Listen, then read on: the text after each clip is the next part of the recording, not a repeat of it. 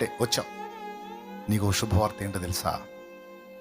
ఇక మందు తాగితేనే నీలో రిలీజ్ అయ్యే హార్మోన్ ఏసై దగ్గరికి వచ్చావు గనుక దాంతో పని లేకుండానే నీకు కావలసిన సంతోషాన్ని నీకు వచ్చేటట్టు ఆయన చేయగలడు. దాన్ని ఆశ్రయించకుండా, డ్రగ్గునైనా మందునైనా ఆశ్రయించకుండా నువ్వు పొందగలిగే న్యాయమైన సంతోషాన్ని ఆయన నీకు ఇవ్వగలడు. చెడిపోయిన నీ బ్రెయిన్ని మళ్ళా రన్నింగ్లోకి తేగలడు. దేవునికి స్తోత్రం కలుగునుగాక. తెస్తాడు ఆయన. ఎందుకంటే ఇది మనుషుల వల్ల కాకపోవచ్చు. ఒకసారి డ్రగ్ తీసుకున్న వాడిని, డ్రగ్కి బానిసైన వాడిని మామూలు మనిషిని చేయాలంటే మినిమం 6 నెలల కాలం పట్టిద్దట. అది కూడా వాడిని కట్టేసి ట్రీట్మెంట్ చేయాలి, పశువుకి చేసినట్టు.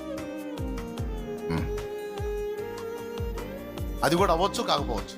కానీ నేను చెప్తున్నా, కనీసం ఏ కోశానన్నా, పూర్తిగా బానిసైన వాడికి కూడా చెప్తున్నా, ఏ కోశానన్నా అయ్యో దేవా నాకు తెలియకుండా దీని ఊరిలో పడ్డాను, బానిసనవుతున్నాను, నా చిన్న వయసు నాయనా నన్ను విడిపించు అని ఒక్క మాటను హృదయపూర్వకంగా పలిగితే నా ప్రభు ఈ రోజు నీ జీవితంలో ఆయన జోక్యం చేసుకుంటాడు. ఖచ్చితంగా చేసుకుంటాడు.